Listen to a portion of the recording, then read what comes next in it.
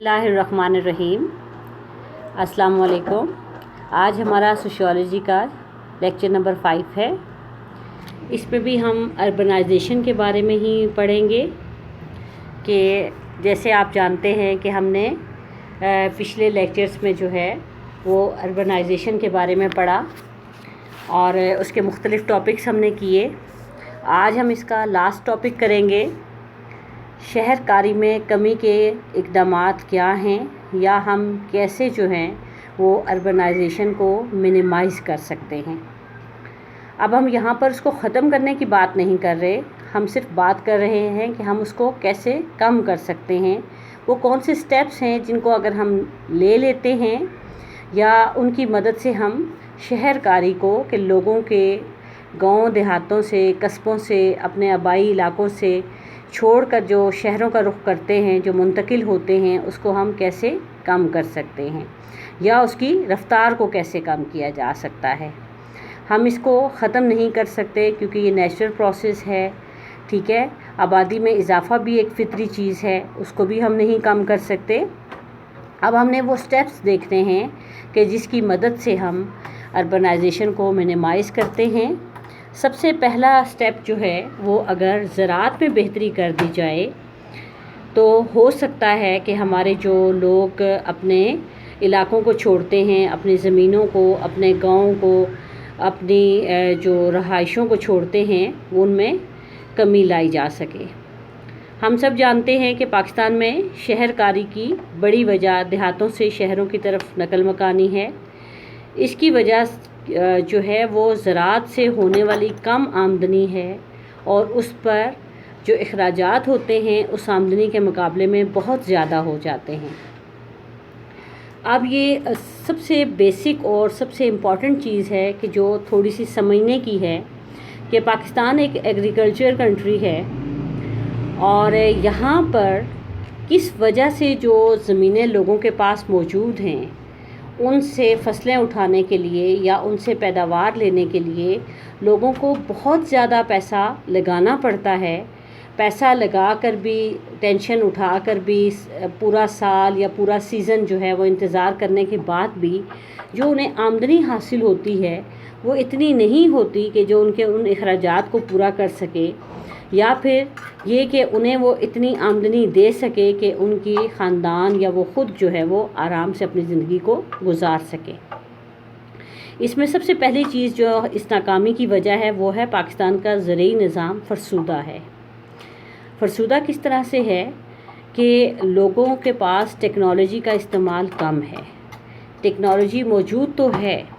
لیکن اس ٹیکنالوجی سے فائدہ کیسے اٹھایا جائے۔ پہلی بات یہ کہ لوگوں کے پاس علم نہیں ہے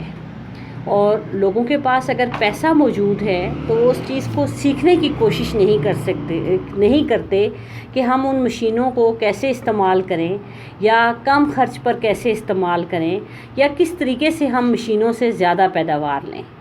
ایک یہ چیز۔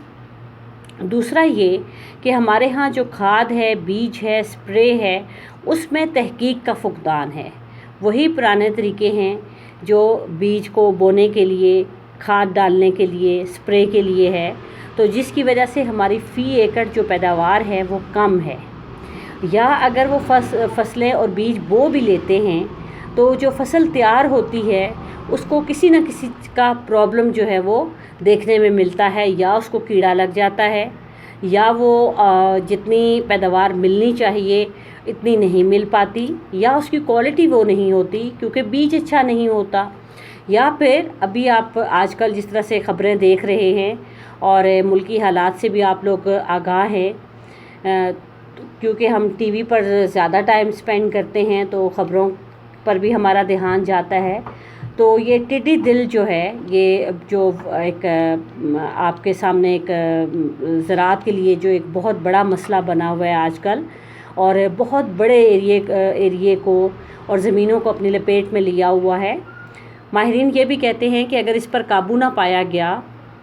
یا صحیح طریقے سے قابو نہ پایا گیا تو یہ بھی ہو سکتا ہے کہ پاکستان میں قحط سالی ہو جائے، یعنی کہ ہمارے کھانے کے لیے اتنی فصل یا اتنا غلہ موجود نہ ہو کہ جتنی آبادی کی ضروریات ہیں، کیونکہ جب آپ کی فصل ضائع ہو جاتی ہے تو اس کے بعد لازمی بات ہے آپ اس سیزن میں تو دوبارہ فصل نہیں اگا سکتے. یہ تو ایک نیچرل پروسیس ہے کہ اس کو کتنی پانی چاہیے, کتنا اس کو جو ہے وہ موسم کون سا چاہیے اور کس طریقے سے اس کی نگہداشت کرنی ہے. تو یہ چیزیں بھی ہمارے سامنے موجود ہیں کہ یہ ہمارے زرعی نظام کی ناکامی سمجھ لیں, یا ہماری حکومت کا, یا ہمارے ان لوگوں کا جو زراعت سے وابستہ ہیں کسی بھی طریقے سے, چاہے وہ حکومتی کارندے ہیں, چاہے وہ زمین مالکان ہیں, چاہے وہ زمین پر کام کرنے والے لوگ ہیں, کہ وہ اپنی زمینوں کے لیے ان کے پاس علم کم ہے اور وہ صرف وقت کا انتظار کرتے ہیں کہ ہو سکتا ہے ہماری جو ہے وہ پیداوار بہت اچھی ہو جائے اور ہمارے حالات بہت اچھے ہو جائیں. اگر ہم زرعی نظام میں بہتری لے آتے ہیں اور کاشتکار کو اپنی فصل سے خاطر خواہ منافع حاصل ہو جاتا ہے تو وہ ملازمت کے لیے اپنے علاقوں کو نہیں چھوڑے گا, اپنے دیہاتوں کو نہیں چھوڑے گا. اس لیے حکومت کو چاہیے کہ زرعی نظام میں تبدیلی لائے, جس سے لوگوں کا شہروں کی طرف رخ کرنے کا رجحان کم ہوگا اور شہری آبادی کا دباؤ بھی کم ہوگا. پھر وہی بات ہے کہ جہاں پر جو بھی اسٹیٹ ہے وہاں پر حکومت کی ذمہ داری آتی ہے کہ وہ اپنی عوام کو, اپنے مختلف شعبوں کے لوگوں کو مختلف سہولیات مہیا کرے, یا وہ جس بھی فیلڈ سے تعلق رکھتے ہیں, چاہے ان کا تعلق صنعت سے ہے, چاہے ان کا تعلق زراعت سے ہے, ان کو فیسلٹیز دے, ان کو اویئرنیس دے, ان کی مدد کرے, ان کے لیے جو اصلاحات نافذ کرے, ان کے لیے مختلف قسم کی جو ایجوکیشن ضروری ہے وہ ان تک پہنچائی جائے, تاکہ وہ اپنے اپنے علاقوں میں, اپنے اپنے آبائی علاقوں میں, اپنی زمینوں پر, اپنے جس طریقے سے بھی وہ کاشت کرتے ہیں, فصلیں اگاتے ہیں, فصلیں وہاں سے اٹھاتے ہیں, ان کو منڈیوں تک لاتے ہیں. بہت ساری چیزیں اس میں انوالو ہو جاتی ہے, ٹرانسپورٹیشن ہے. پھر آپ نے ابھی یہ جو چینی کا بحران ہے وہ آپ نے سنا کہ ٹھیک ہے آپ کو بہت زیادہ ڈیٹیل میں نہیں بھی سمجھ آیا ہوگا, لیکن ایٹ لیسٹ آپ کو اتنا سمجھ آ گیا ہے کہ سیاستدانوں سے لے کر ایک عام ورکر تک بھی کسی گھپلے میں شامل ہوتا ہے تو وہ گھپلا ہوتا ہے, اور اس کا خمیازہ کس کو بھگتنا پڑتا ہے؟ اس کا خمیازہ ہمیشہ عوام کو بھگتنا پڑتا ہے کہ وہ چیز جو کہ زمینوں سے ہی مختلف ریٹس پر اٹھائی جاتی ہے, سستے داموں اٹھائی جاتی ہے, پھر اس کو جو ہے وہ ایکسپورٹ جو ہے وہ کیا جاتا ہے, وہ مہنگے داموں کیا جاتا ہے. جو بھی اس کے درمیان میں معاملات طے کیے جاتے ہیں, اگر حکومت ان پر دھیان نہ دے, اگر حکومت ان پر نظر نہ رکھے, اگر وہ فیئر طریقے سے کام نہ چلائے, تو اس کا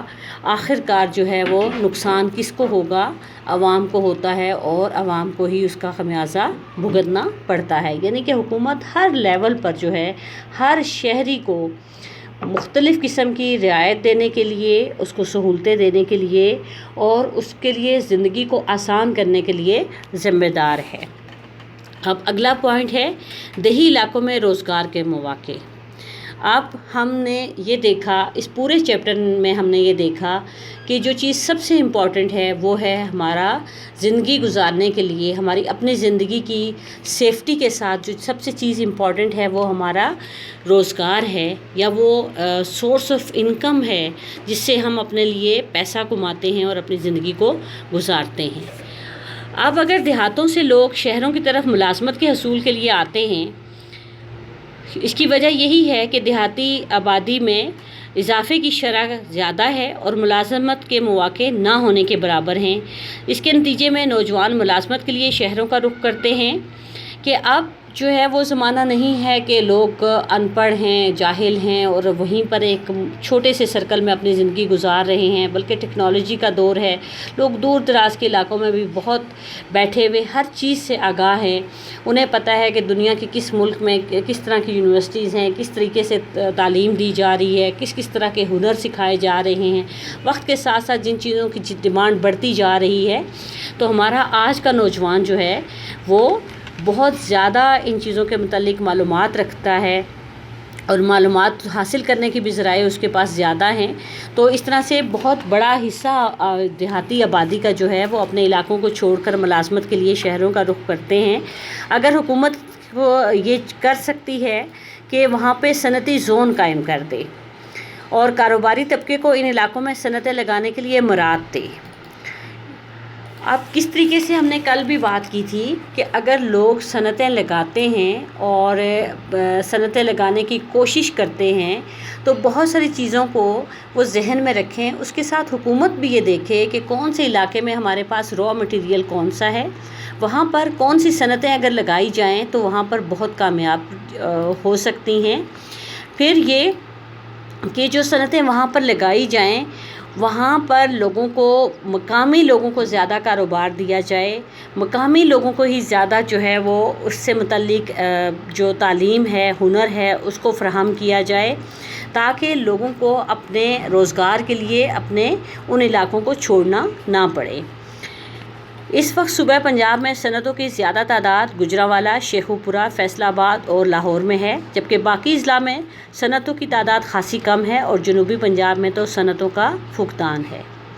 جب ملک کے تمام علاقوں میں صنعتیں ہوں گی تو افراد کو ملازمتیں اپنے گھروں کے آس پاس میسر ہوں گی، جس سے وہ شہروں کی طرف نقل مکانی نہیں کریں گے۔ ہم میں سے ہر شخص یہ چاہتا ہے کہ وہ اپنے گھر پہ رہے، اور ہمیں یہ بھی پتہ ہے کہ جو سکون، جو آرام، جو راحت ہمیں اپنے گھر پر اپنوں کے ساتھ رہ کر ملتی ہے وہ کہیں اور نہیں مل پاتی، بلکہ زندگی مشکل ہو جاتی ہے، مسلسل سٹرگل بن جاتی ہے۔ تو اگر حکومت یہ کر لے کہ ہماری زراعت کو بہتر کر لے، صنعتی یونٹس قائم کر لے، انڈسٹریل زون قائم کر دے، وہاں پہ وہاں کی جو مقامی آبادی ہے وہاں پہ سکولز، یونیورسٹیز، کالجز اس قسم کے ہوں کہ جو مقامی جو ڈیمانڈ ہے، جو فصلیں پیدا ہوتی ہیں، جو ان کی ریکوائرمنٹس ہیں، جو صنعتیں لگائی گئی ہیں، جو ان کے لیے جو تعلیم چاہیے، جو ان کے لیے جو ٹیکنالوجی چاہیے، جو ان کے لیے جو ہنرمند افراد چاہیے، وہ اسی قسم کی ٹیکنیکل ایجوکیشن بھی ساتھ ساتھ دیں تاکہ وہاں کے لوگ اپنی صلاحیتوں کے مطابق اسی طرح کی تعلیم حاصل کریں، اسی طرح کی سکلز سیکھیں اور وہیں پر اپنے کاروبار کریں اور اپنی ملازمتیں حاصل کریں۔ اگلا ہمارا پوائنٹ ہے لینڈ ریفارمز ہے، زمینی اصلاحات ہیں۔ اس وقت پاکستان کی صورتحال یہ ہے کہ ایک اندازے کے مطابق پاکستان کی 80% زرعی زمین کے مالک صرف 20% زرعی زمین پر انحصار کرتے ہیں۔ ان 80% کسانوں میں سے 20% زمین نسل در نسل تقسیم ہو کر اتنی کم رہ گئی ہے کہ افراد کا اس زمین کی آمدنی سے گزارا کرنا مشکل ہو گیا ہے۔ اس کے علاوہ ملک میں ایک بڑا طبقہ بے زمین ہاریوں کا ہے جو کہ 1 انچ ذاتی زمین کے مالک نہیں ہوتے۔ اب پہلی جو چیز کیا ہے کہ زمین نسل در نسل تقسیم ہوتی ہے۔ آپ سب کو بھی پتہ ہے، ہمیں بھی پتہ ہے کہ ہماری اسلامک لاء کے اندر، ہماری کنٹری لاء کے اندر بھی یہ چیز موجود ہے کہ جتنے بھی کسی شخص کے یا کسی فرد کی جتنی بھی اولاد ہے، چاہے وہ لڑکے ہیں یا لڑکیاں ہیں، دونوں میں جو ہے وہ جائیداد یا وراثت تقسیم ہوتی ہے۔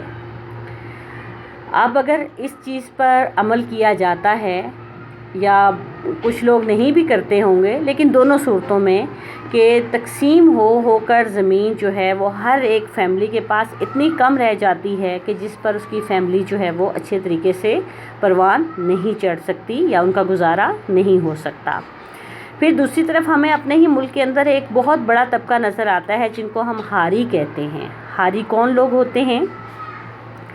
جن کے پاس اپنی زمینیں نہیں ہوتی، غریب لوگ ہوتے ہیں، ان گاؤں میں رہتے ہیں اور وہ بھی نسل در نسل ان زمینداروں کے زمینوں پر کام کر رہے ہوتے ہیں، ان پر بیج بو رہے ہوتے ہیں اور ہر قسم کی ذمہ داری ان کے سر پر ہوتی ہے، لیکن ان کے پاس اپنی زمین 1 انچ بھی نہیں ہوتی۔ تو اس کے لیے بھی حکومت کو چاہیے کہ ملک میں حقیقی زرعی اصلاحات نافذ کرے اور جو بڑے بڑے وڈیرے اور جاگیردار ہیں جن کے پاس ہزاروں ایکڑ کی زمینیں ہیں، اور ان سے لے کر چھوٹے کاشتکاروں اور بے زمین ہاریوں میں تقسیم کر دے تاکہ ان کا گزر بسر بھی آسانی سے ہو سکے اور وہ بھی غربت کے ہاتھوں، بھوک کے ہاتھوں، قحط سالی کے ہاتھوں، اور قحط سالی ویسے اگر نہ بھی ہو لیکن جب آپ کی جیب میں پیسہ نہیں ہے، جب آپ کے پاس نقد رقم نہیں ہے تو آپ کو کوئی بھی مفت جو ہے وہ کھانے پینے کی اشیاء نہیں دے گا۔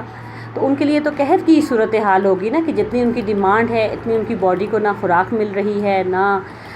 جو ہے وہ ان کی ضروریات زندگی پوری ہو رہی ہیں، تو مجبوراً پھر وہ اپنے بچوں کو جو ہے وہ شہروں کی طرف بھیجتے ہیں کہ جس طرح کی بھی ملازمت ان کو مل سکے وہ مل جائے۔ ابھی پھر اسی ہفتے یا ان 10 دنوں میں آپ نے ٹی وی پروگرام پہ دیکھا ہوگا ایک بچی کے مرڈر کا کیس تھا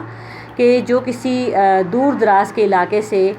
باپ نے صرف 8,000 روپے سالانہ پر اپنی بچی جو ہے وہ یا اس سے کچھ پیسے زیادہ بھی ہو سکتے ہیں، اس پر اس نے اپنی بچی جو ہے وہ سال کے لیے ان لوگوں کے ہاں ملازم رکھوائی، اور بدقسمتی سے ان لوگوں نے اتنا اس پر تشدد کیا کہ وہ بیچاری اس تشدد کی وجہ سے جو ہے وہ جان بحق ہو گئی۔ یعنی کہ ہمارے ہاں غربت اور تنگ نظری کہہ لیں، تنگ دستی کہہ لیں، اس حد تک ہے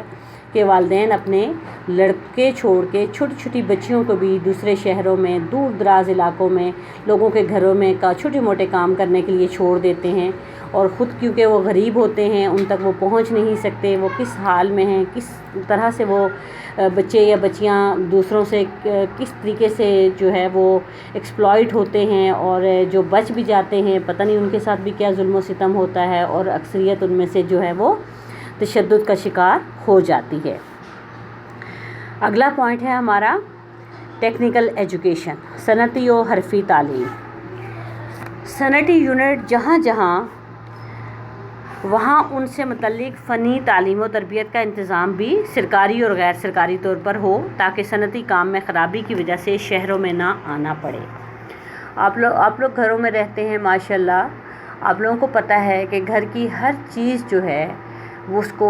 پراپر رکھنے کے لیے پہلے تو ہمیں احتیاط کرنی پڑتی ہے، لیکن ہم جتنی بھی احتیاط کر لیں ایک ٹائم پر ہمیں وہ چیزیں واپس ریپیئر کروانی ہوتی ہیں، ان کے بہت سارے جو پرزے ہیں ان کو چینج کرنا پڑتا ہے، بہت ساری جو چیزیں ہیں ان کو وقت کے ساتھ ساتھ جو ہے وہ چلانے کے لیے ہمیں ان کو بھی ٹریٹمنٹ دینا پڑتا ہے۔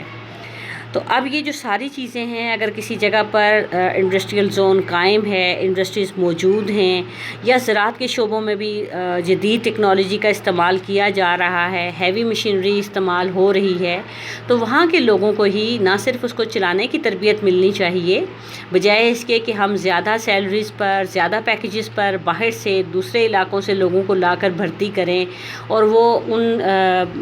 جو کام کروانے والے لوگ ہیں ان کے لیے بھی وہ ایک برڈن ہو، اور جو مقامی آبادی ہے وہ بیچاری اپنے گھر بار چھوڑ کر دور دراز علاقوں میں ملازمت کے لیے جائیں۔ تو بہتر یہ ہے کہ وہ ٹیکنیکل ایجوکیشن جو ہے وہ انہی علاقوں میں اس سے متعلق جو بھی ایجوکیشن ہے وہ ان نوجوانوں کو، ان بچوں کو دی جائے، تاکہ وہ اسی طرح کی جو ہے وہ ملازمتیں حاصل کر سکے۔ نیکسٹ ہمارا ہے انڈسٹریل سٹی یا صنعتی شہر کا قیام۔ اس صنعتی یونٹ کے قیام کے فروغ کے لیے ایک ہسپتال، اسکول، کالج، مارکیٹ، بینک، مساجد، دینی مدرسے وغیرہ قائم کیے جائیں، تاکہ یہ یونٹ ایک چھوٹا سا شہر بن جائے جس کے ارد گرد دیہی آبادی ہے۔ یہ صنعتی شہر کاروباری مرکز بھی خود بخود بن جائے گا اور اپنی ضروریات کے لیے خود کفیل بھی ہو جائے گا۔ ہم نے جب یہ چیپٹر شروع کیا تو وہاں پہ جب ہم نے صنعت لگانے والے لوگوں کی بات کی تو ہم نے یہ کہا کہ جہاں پر بھی کوئی ایسی صنعتیں لگتی ہیں یا فیکٹریز لگتی ہیں تو اس کے ارد گرد یا شروع میں وہاں پہ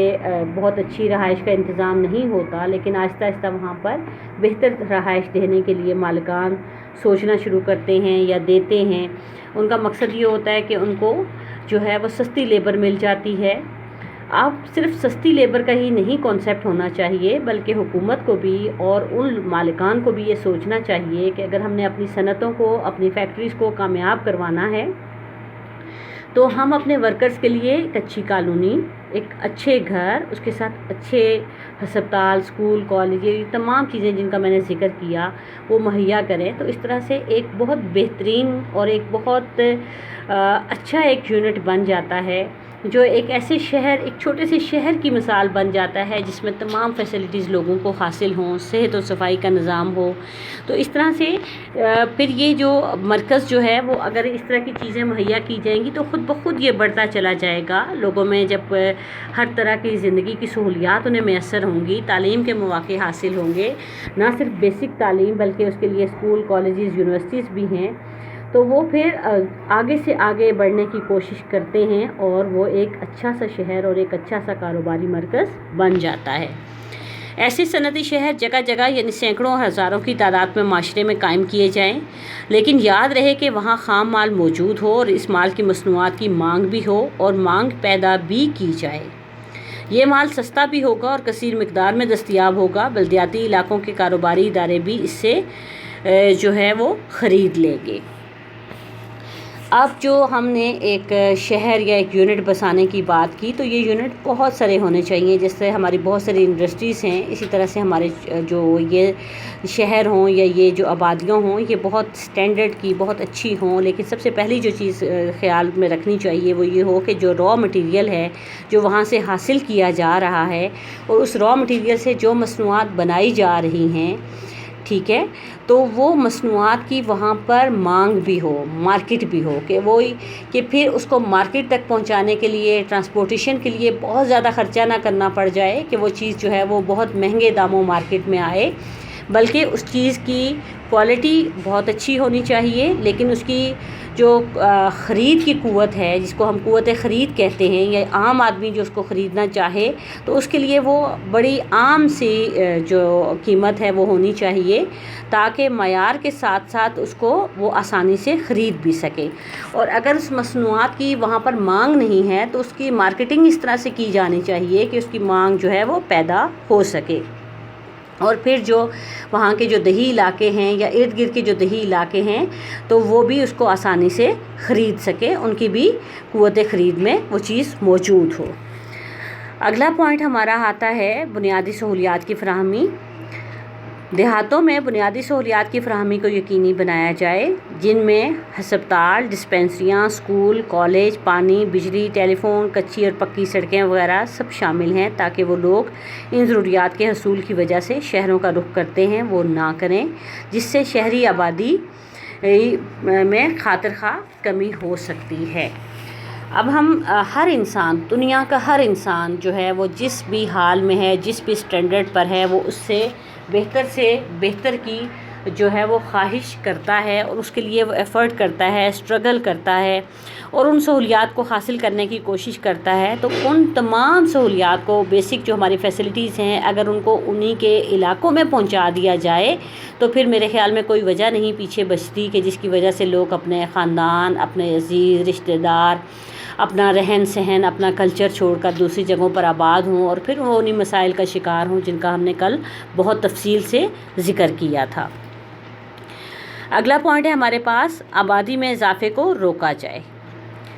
ہمارے معاشرے میں آبادی بہت تیزی سے بڑھ رہی ہے، جو بہت سارے مسائل کی وجہ بنتی ہے۔ ان مسائل میں شہری آبادی میں بے پناہ اضافہ ہو جاتا ہے، اور پھر اسی طرح سے کہ شہر چھوٹے پڑ جاتے ہیں، روزگار کے مواقع نہیں ملتے، آبادی بہت زیادہ ہو جاتی ہے، لوگوں کو رہائش کی اور باقی سہولتوں کی کمی کا سامنا کرنا پڑتا ہے۔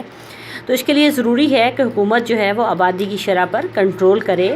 اور خاص کر دیہی علاقوں میں زیادہ توجہ دے، اور بہبود آبادی کے یا فیملی پلاننگ کے جو پروگرام ہیں ان کو مزید مؤثر بنایا جائے، ان کی اویئرنیس لوگوں کو دی جائے، اور ان کو صحیح طریقے سے لوگوں تک جو ہے وہ پہنچایا جائے، تاکہ لوگ ان چیزوں کو سمجھ سکیں، اور ان کے لیے اسکول میں بھی آپ ایجوکیشن فراہم کر سکتے ہیں، اور اس کے ساتھ ڈسپنسریاں اور صحت کے مراکز اور ہسپتال جو ہے وہ ان کو مہیا کیے جائیں۔ اب اسی کے ساتھ ہمارا یہ اربنائزیشن کا جو چیپٹر ہے وہ کمپلیٹ ہوتا ہے۔ ہم نے بہت ڈیٹیل کے ساتھ ایک ایک چیز کو بہت اچھے طریقے سے اس کو کرنے کی اور اس کو سمجھنے کی کوشش کی۔ امید ہے آپ سب لوگوں کو سمجھ آ گیا ہوگا۔ اب اسی کے ساتھ آپ بک کے اسی پیج پہ دیکھیں تو نیچے جو ہے وہ آپ کی ایکسرسائز موجود ہے، لیکن آپ کو یہ پتہ ہے کہ ہم ایکسرسائز کے علاوہ پورا چیپٹر صحیح طریقے سے یاد کرتے ہیں، کیونکہ پنجاب یونیورسٹی کی پالیسی کے مطابق کسی بھی طریقے سے کویسچن آپ کے پیپر میں آ سکتا ہے، ٹھیک ہے۔ تو اس کو بہت اچھے طریقے سے آپ نے یاد کرنا ہے۔ آپ نے صرف لیکچر کو سننا ہی نہیں ہے، ساتھ کتابوں کو کھولنا ہے، اور ساتھ ساتھ سنتے سنتے ان چیزوں کو سمجھیں۔ اور اسی کے ساتھ اللہ حافظ، تھینک یو سو مچ۔